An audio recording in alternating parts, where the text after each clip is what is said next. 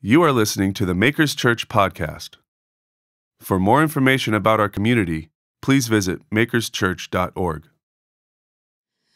Philippians 4:8-9 says, "Finally, brothers, whatever is true, whatever is honorable, whatever is just, whatever is pure, whatever is lovely, whatever is commendable, if there is any excellence, if there's anything worthy of praise, think about these things. What you have learned and received and heard and seen in me, practice these things, and the God of peace will be with you." God, we invite your spirit and your presence to be here this morning. God, as we're sitting here, all coming with different things, all expectant, God, for different things from our time together. God, we just ask that what would be on our hearts and on our minds is what is true, what is right, what is pure, what is lovely, what is excellent, what is praiseworthy, that we would think on all of these things this morning. In Jesus' name, amen. Well, welcome, Makers, North Park Baptist. If we haven't met, my name is Shalise, and I'm one of the pastors at is that a Freudian slip? I am one of the pastors at Makers Church, and I'm really excited to be able to share with you guys. To be honest, it's really fun having this new community, mainly because everybody at North Park Baptist hasn't heard all my jokes before or my stories. So I get to, just pretend like you've never heard it if you're from Makers. Just laugh, oh, you're so funny. Oh my gosh. Something that most of you probably don't know is I was this height in 5th grade. Now, I don't know if you know, that's tall. So in 5th grade, I was taller than every single person in my class, and I was fully convinced that I was going to be a basketball star. I had dreams of the WNBA before the WNBA was even a thing, and I was really, really convinced, if not basketball, then totally volleyball. The problem was I was this height in 5th grade, and if you didn't realize, I'm still this height. And so when everybody else started growing and getting taller, I just kind of stayed this height, and I stayed the same. Now, this wasn't a big deal because basketball was not my first love. Softball was actually my first love. And I played, thank you, the one person in here who played softball. And I played softball my whole life. I joined my first competitive travel team at 11 years old, and my life was never the same. Also, my parents' life was never the same because they had to drive me to tournaments and practices. We went to the World Series 3 times, no big deal, I know. But it was amazing, and it consumed our lives. The more I think about it, as I was thinking about this talk, I was really hoping my kids would like a sport like reading. Mom, I want to be a competitive reader. I'm like, you do that. Go to your room in silence and just sit there and read all the books you want. But we would go to these big tournaments every week, but what we spent the majority of our time doing was actually practicing. Over and over and over again, we would practice. But I actually liked practicing. I grew up, did anybody have one of those big plastic red bats with a wiffle ball? Just me?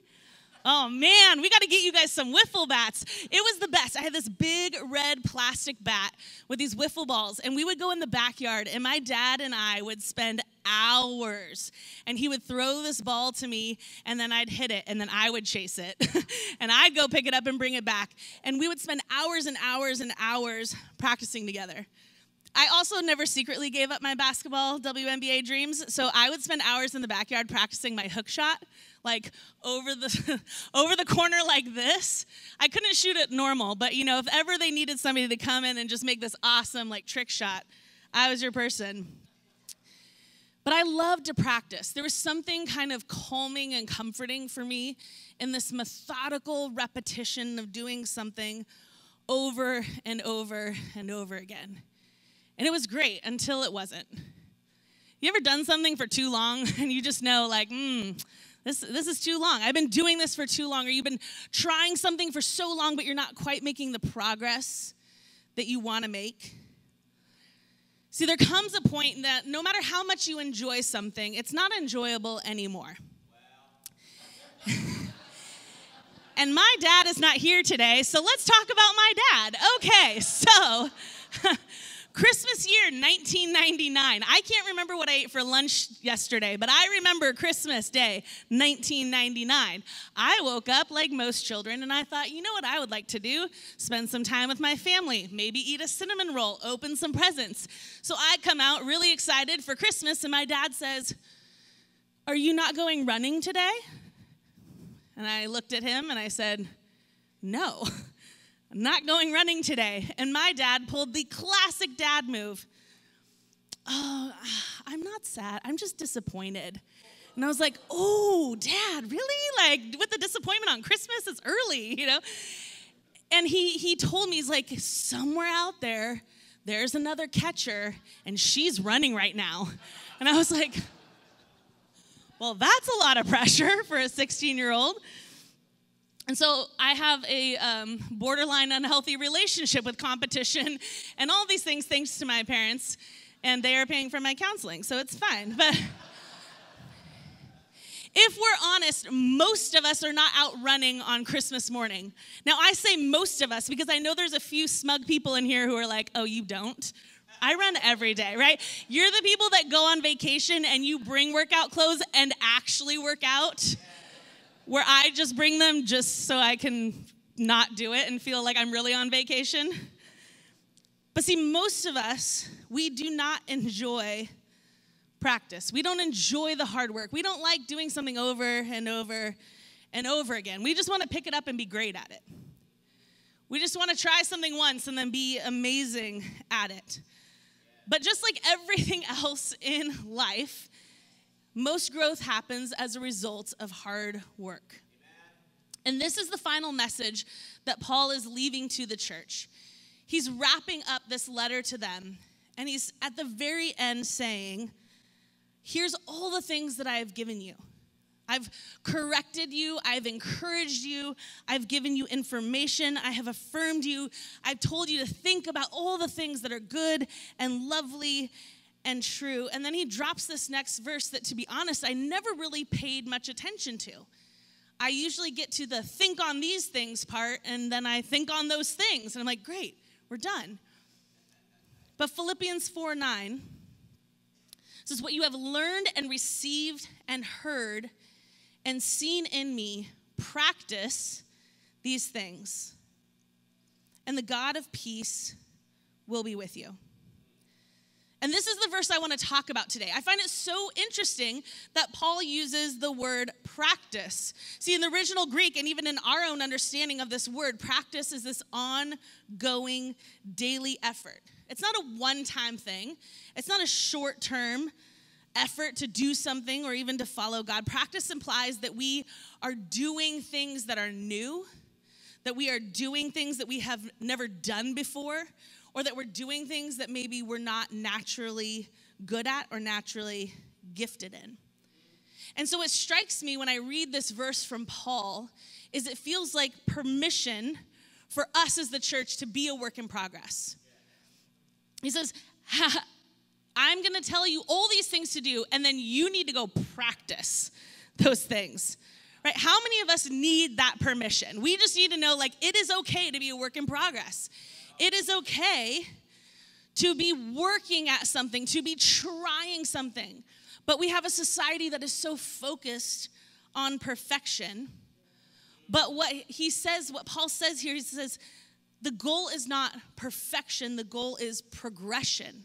It's like, I don't need you to be perfect. I need you to be making progress.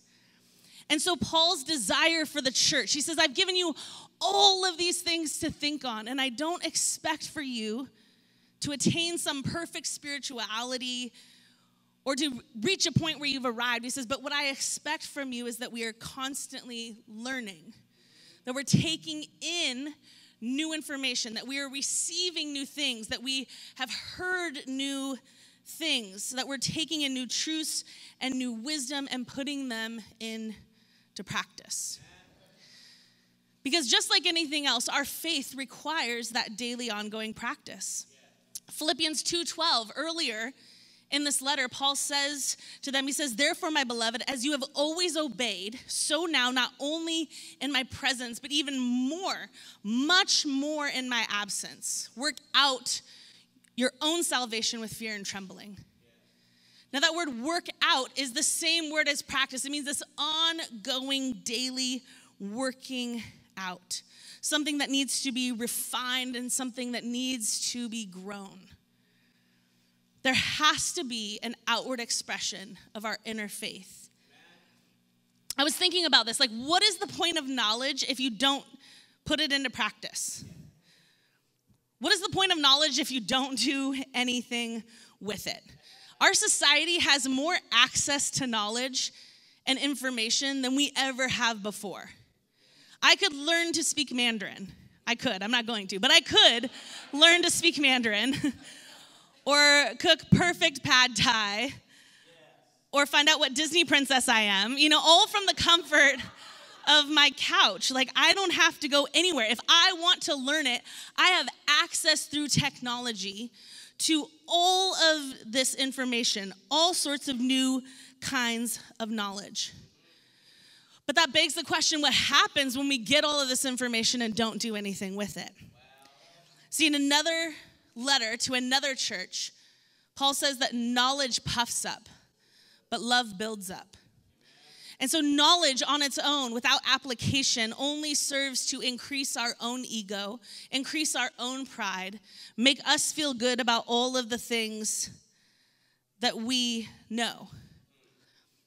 But what is the point of knowledge without application? What is the point of going to counseling if you don't do what your counselor says? What is the point of going to the gym and paying for a trainer if you don't go to the gym and do what the trainer says? Not that any of you have ever done that before, ever. See, we do this all the time. We know better, but we don't do better. We know better, but we don't do better. And this is the difference. Becoming better is different than being better. See, we are so fixated on being better. We love this idealized, actualized, perfect self that only eats organic food and works out every day and is super kind and loving all of the time. We all love the idea of being better, but most of us do not like the process of becoming better. Because becoming better actually requires us to apply the things we have learned. Becoming better actually requires us to put in the hard work. But we will never be better unless we become better at that ongoing daily practice of working things out in our faith and in our lives so that we can grow and become mature.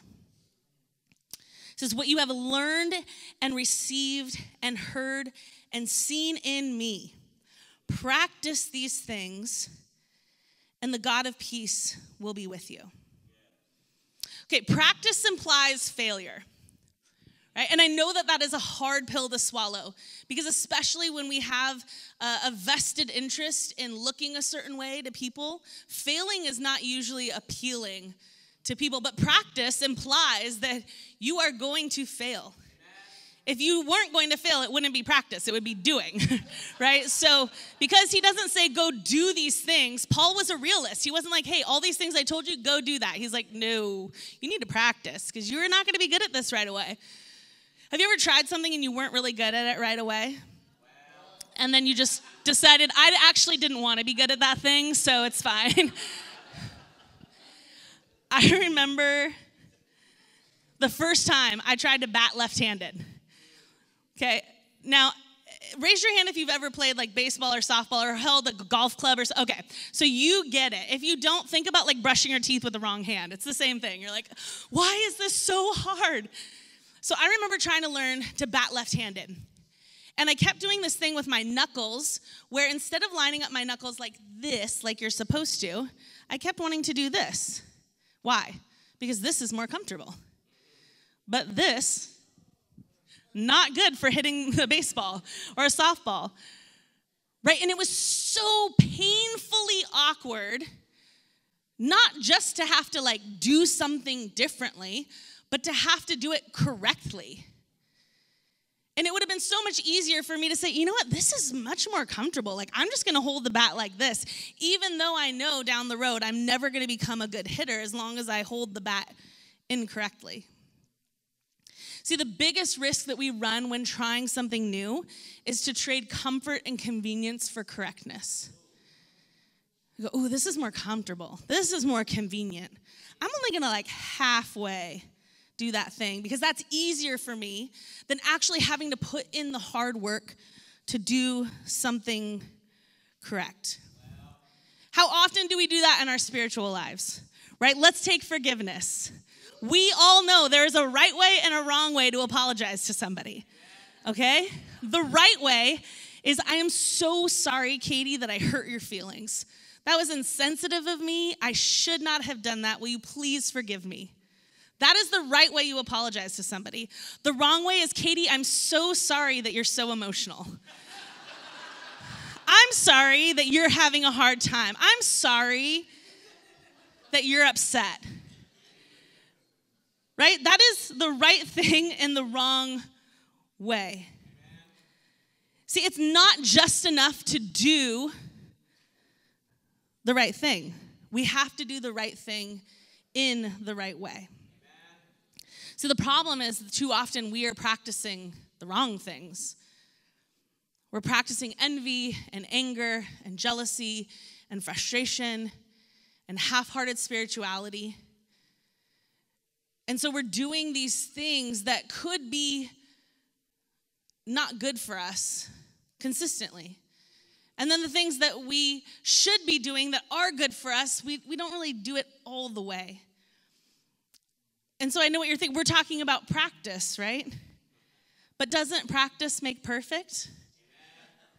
No. Practice is, whoever came up with that is a dumb saying. That's like you can have your cake and eat it too. No, if you eat your cake, you don't have your cake. The saying should be, you can't eat your cake and have it too, right? Practice doesn't make perfect. Practice makes permanent. If you learn to apologize the wrong way, and you keep apologizing the wrong way, the wrong way, the wrong way, the wrong way, do you think you're just going to wake up one day and be like, perfection? Yeah, you're going to get really good at doing it the wrong way. No, practice does not make perfect. Practice makes permanent. Now, here's what I am not saying. What I am not saying is that you should just abandon anything you're not good at because you don't want to do it the wrong way, or else it'll become permanent. I do believe that sometimes you have to fake it until you make it. I do believe that there are days when I have to go to the gym. I cannot wait to feel it. I can't wait to be like, well, I shouldn't go with wrong motives, or I'm never going to go, right? I shouldn't eat this kale if it's not really in my heart to do so. No, sometimes you have to fake it until you make it. But even that phrase, fake it till you make it, implies that someday you're going to do what? You're going to make it, right? Someday you are going to get there. We cannot wait for the feelings to come. Sometimes we do have to just show up. We just have to put ourselves out there. We have to try and hope that someday we will make it. And the same is true of practice. When done correctly, practice should lead to growth. And see, the expectation is that we are taking head on those things daily that we are not naturally gifted in or not naturally good at. Here's something I am not naturally good at or gifted in. I had a long list. I've reduced it down to one. It has always been a desire and a dream of mine that I would have a marriage where my husband and I could pray together, out loud, not quietly in our own rooms, out loud, over each other and for one another. And every relationship I was in, there would come a point where I was like, is this where I say that I want us to pray together? It was a really big deal, how do I broach the subject that I want to pray together? Because it was kind of an awkward, uncomfortable thing. So when I met my husband, Drew, We talked about it. It was like day 2. I'm like, listen, this is what's going to happen. We're going to pray together, and it's going to be great. And he was like, okay, crazy lady. And then he broke up with me. And it was fine. We're married now, so. But we decided that praying together was something that we really wanted to be a spiritual discipline of ours. And it was not something that came very naturally to us. And so what did we do? We practiced. Every single night when we would FaceTime each other, because we were long distance, we would pray over each other. And then when we were together, we would pray over each other. And sometimes it was amazing. And, he's crying because my prayers were so powerful. And other times it was awkward because you're like, I don't know what to even pray right now because I don't have the words, right? But we worked through that, and every day we stayed committed to that spiritual discipline, to that practice, because I wanted so desperately for that to be something that I did. And I want you to think right now of maybe you have something like that, where you wish that you were good at that. You wish that that was a spiritual discipline that you had, or something that you felt comfortable doing. You know that there's like these things that feel bigger than you, and you just wish that you could do that. See, to practice in a safe environment, it requires for us to have a culture of failure. My school has this phrase that they say. I'm a high school English teacher, and one of our main core values is that failure leads to success. And when I first got there, I thought that was a trick. They were trying to trick us into exposing our weaknesses. They'd be like, oh, you're fired. And I was like, no. But it's so true. I've been at this school, and they mean it. Failure leads to success. So every time I'm like, guys, I've got a crazy idea. We should have no homework, And they're like, ooh, good. Okay, try that. Let's see how it goes. Or I'm like, I have this crazy idea. Kids should pick all their own books. And they're like, ooh, great, try that. Or I'm like, I have this other crazy idea. We should get rid of the kids and just let me sit here in this quiet room. And they're like, no. I'm like, hey, I tried, But we have to have this culture of grace when it comes especially to the church. Right? When we talk about practicing these things, it implies that there are things that we are not going to be naturally good at or naturally gifted in. We're not going to have grace enough to be kind enough, to be gentle enough, to be honest enough. And when we have a culture that embraces failure because we know that failure is on the other side of trying, it creates safe spaces for us to put ourselves out there. It creates safe spaces for us to do things differently than maybe we have done before without fear of judgment or shame.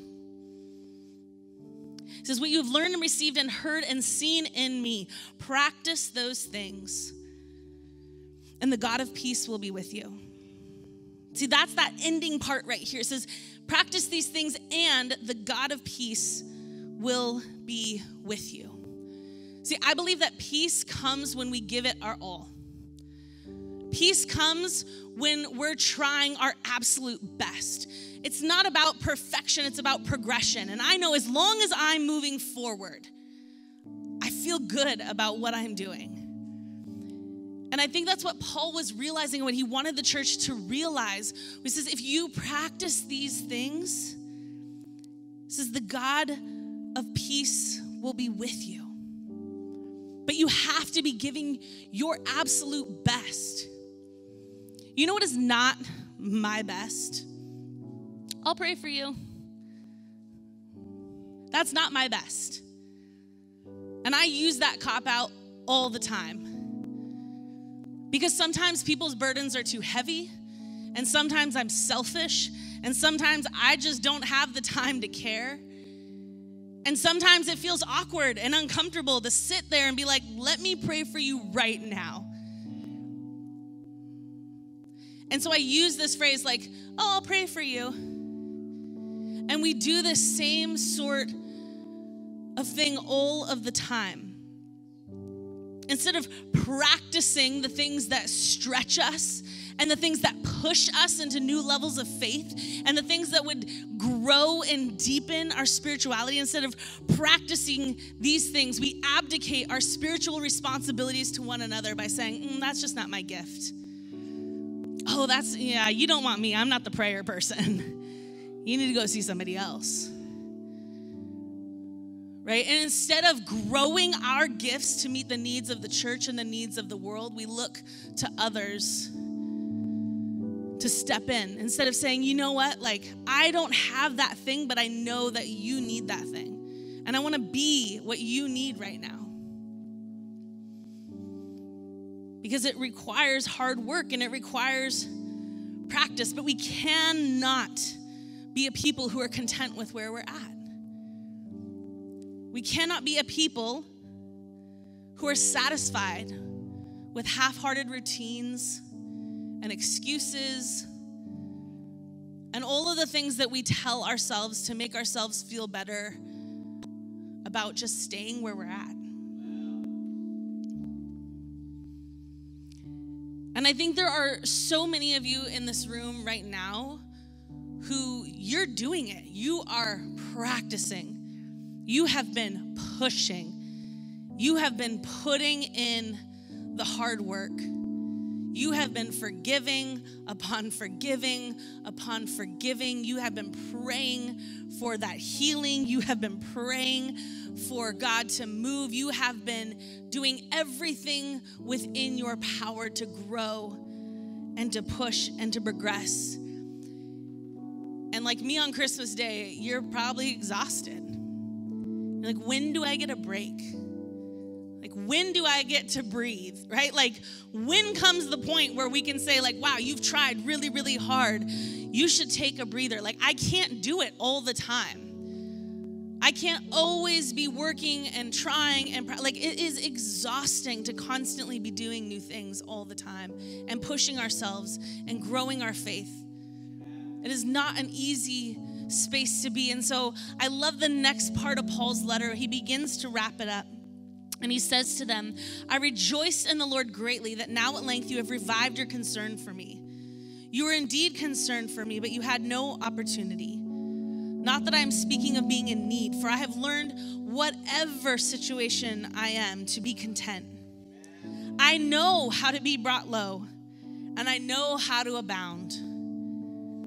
In any and every circumstance, I have learned the secret of facing plenty and hunger, abundance and need. He says, I've learned it all. It doesn't matter if I'm being pushed, if I'm being pulled, if I feel like I'm at the end of my rope. I have learned the secret.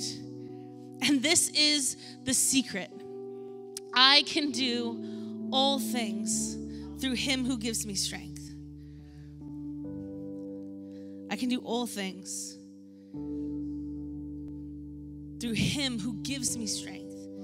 And to me, that is what is so compelling about Jesus. That is what is so compelling about the gospel. He says, you are not alone. You are not alone. You are not alone to fight your battles, to grow as a person, to push through this life, to do all these things that are beyond you and outside of you and bigger than you. He says, I'm going to give you my strength. Right? He even says, he's so bold to say, in our weaknesses, that he is strong. That we could actually boast about our weaknesses, about our failures, about the ways that we're trying and all the ways that we failed to get there. Because he says it's not dependent upon you and your strength. He says, when you are weak, I am strong.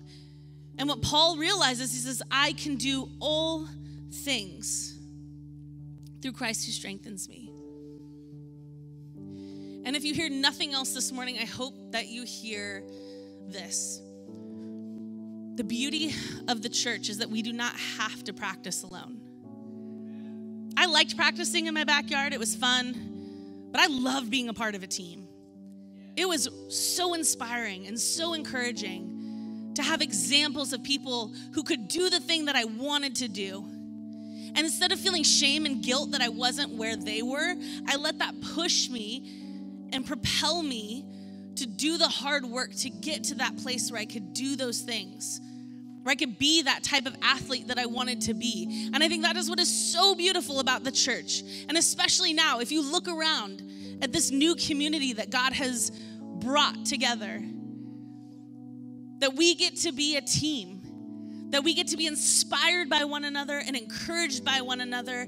And it's not this ethereal, out there, existential idea, but it is something so tangible that when I am weak, I can lean on you. And when I say, I just don't feel like I'm doing this right, you can be like, yeah, turn your knuckles, right? Like you're never gonna hit the ball when your knuckles are like this, right?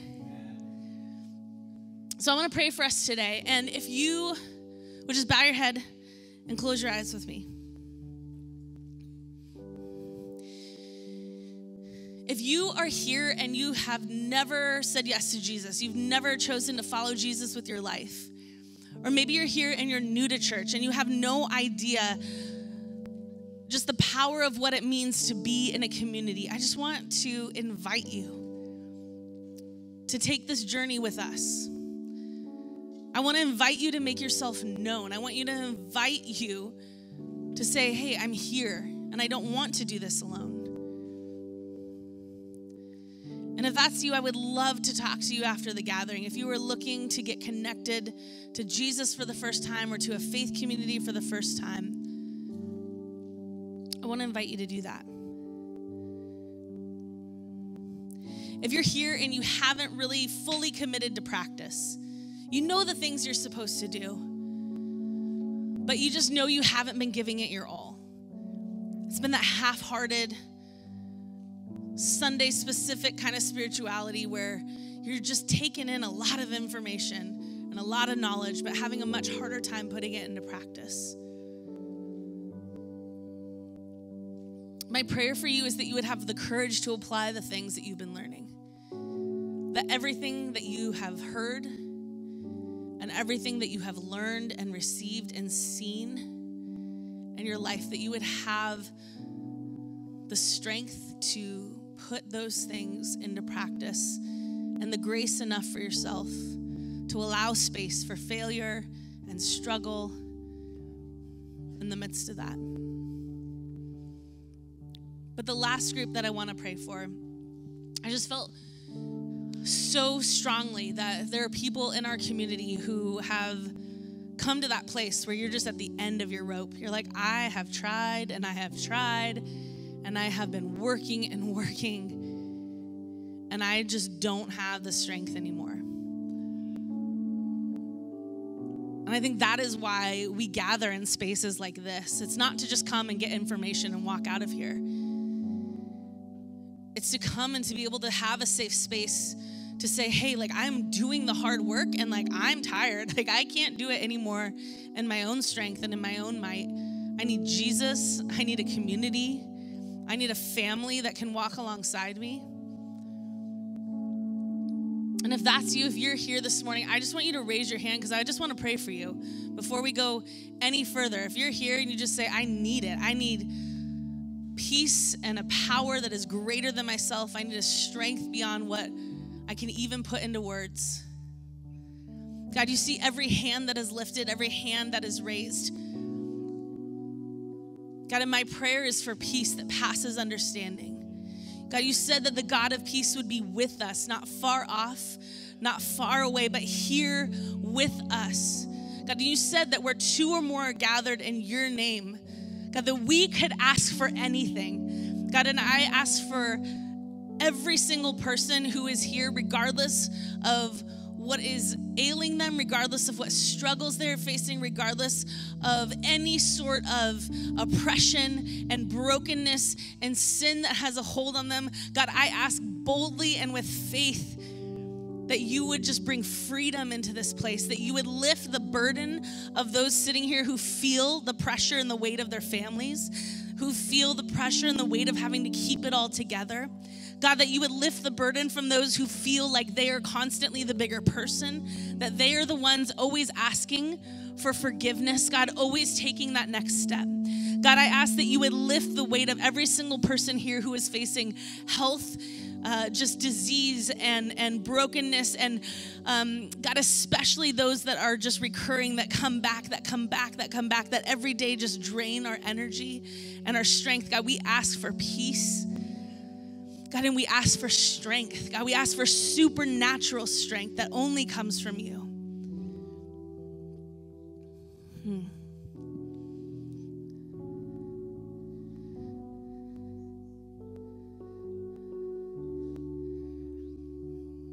God, may we take everything that we have heard. God, not just the words that I'm saying, but just those quiet whispers that you've been speaking into our hearts. May we take everything that we've learned, God, those lessons that you keep teaching us, those lessons that we're tired of having to learn time and time again. God, may we take everything that we have received, God, the things that you are longing to pour into us, God, the things that you are desperate to give to us. May we actually open ourselves up and receive them. God, in everything that we have seen, God, I pray that the faith of this community would grow our own faith.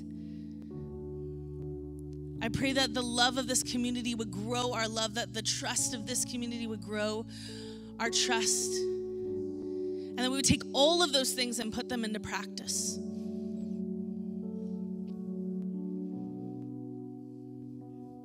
In Jesus' name, amen. You are listening to the Makers Church podcast. For more information about our community, please visit makerschurch.org.